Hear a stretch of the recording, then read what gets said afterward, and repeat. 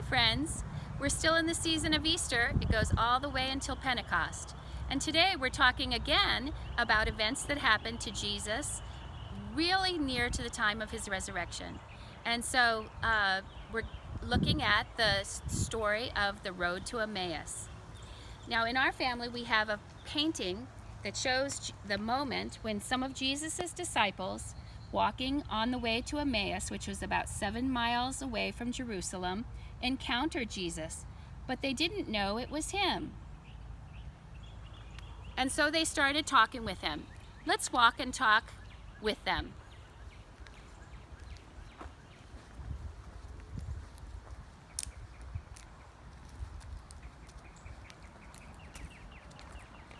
Jesus was asking them about the things that they had been talking about on the road before he met them. And they told him the story of what had happened in Jerusalem, that Jesus had died, and that some of the disciples said that he had been risen, but they hadn't seen him.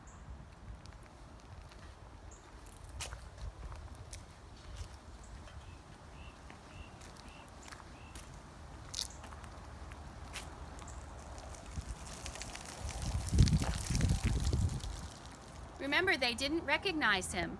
And so he started opening the scriptures to them and telling them about all the scriptures that pointed to him from the Old Testament. And as they were walking, it says that their hearts were burning within them, but they still didn't recognize him.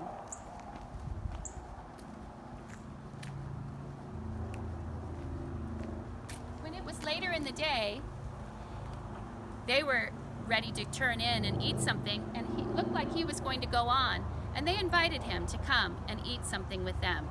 Come on, let's go see.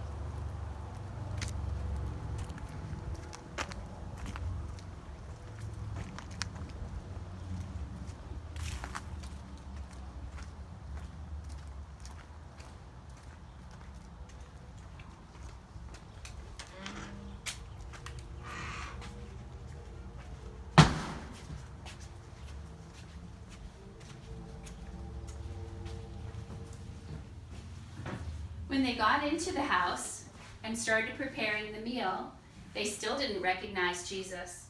But when he broke the bread for them, suddenly, the Bible says their eyes were opened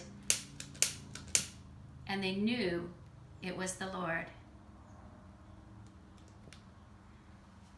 And they were overjoyed. They were so excited. And then suddenly, just as suddenly, he disappeared from their sight. And they said to each other, "Did not our hearts burn within us while he talked to us on the road, while he opened to us the scriptures?" And they rose that same hour and returned back to Jerusalem. And they found the 11 gathered together and those who were with them, and they said, "The Lord has risen indeed and has appeared to Simon." And then they told what had happened on the road and how he was known to them in the breaking of the bread. And in our family, we invite Jesus to come and be with us every time we sit and eat. I know that you all do that too. You say a blessing over the food and you ask Jesus to be present with you. And we could even expand that to talking about the scriptures, to talking about the things that we've learned about Jesus.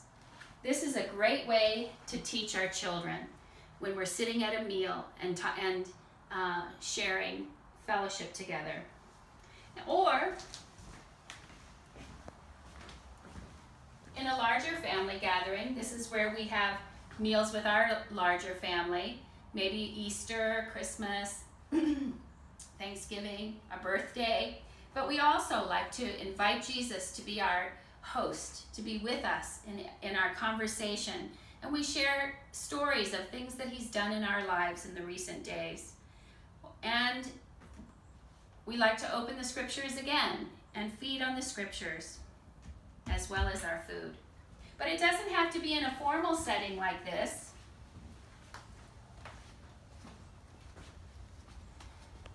Even on a picnic or out on the porch for a casual meal wherever we are, even out in a restaurant, when we finally get to go back to restaurants. We can hold hands and say a blessing over the food. We can ask the Lord to be present with us, and we can open the scriptures together and talk about the things that we are learning about Jesus. In the Old Testament, it says we are to love the Lord our God with all of our heart and soul and mind and strength, and that we are supposed to teach these things to our children. And when do we teach them? It even tells us that. Teach them when we walk along the way, like the disciples were, when we are lying down and rising up, and when we're eating a meal together. These are all great opportunities to talk about the Lord and to share the wonderful things that He's doing in our lives and to learn more from His holy word.